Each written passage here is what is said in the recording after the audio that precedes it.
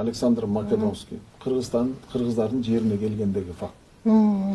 Бул түмөн аскери менен келет. Бул түмөн деген 10 миң деген сөз. 10 миң деген 20 миңден ашык аскер менен келет. Анан кыргыздардын жерине келгенде караса, атчандар тизилип турат да. Анан булар ошонун алдына келсе тосуп турат алар. Анан түрүн караса, жок, мындай кош келиңиздер деген түр эмес. Бар турат.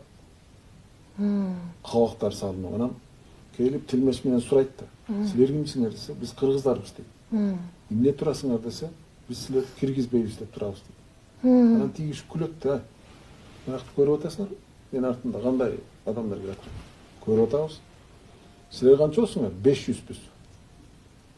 Ушу 500-үңөр биздин 20 миң кишини токтотобуз деп атасыңар. Ооба.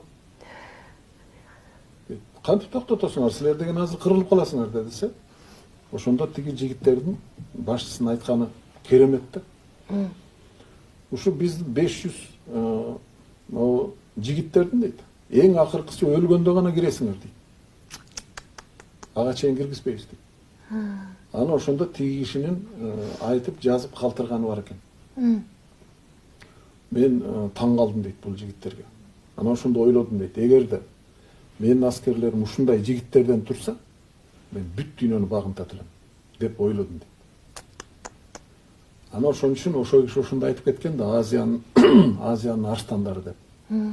Ошол айтып кеткенин кийин 90-жылы Кыргызстанга келгенде СССРдин биринчи президенти Михаил Горбачев айтпадыбы? Мен кыргыздарды Азиянын арстандары катары билем.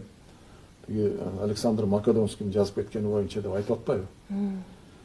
Анан ошону окуганда мен денем дүрүлдөдү дейт. Биз ушул улуу нерсени жоготтук да. Мына үзөңгү кубушту берип атканда, каркыраны берип атканда, ошол дух бизде бар беле. Биздин жетекчилерде ошол дух бар беле. Ошол 500 баланын көкүрөгүндөгү ыйык сезим бар беле, жок болчу да. Бул көр дүйнөнүн кулу болуп кеткенде ушундай болот да. Жерди да сатып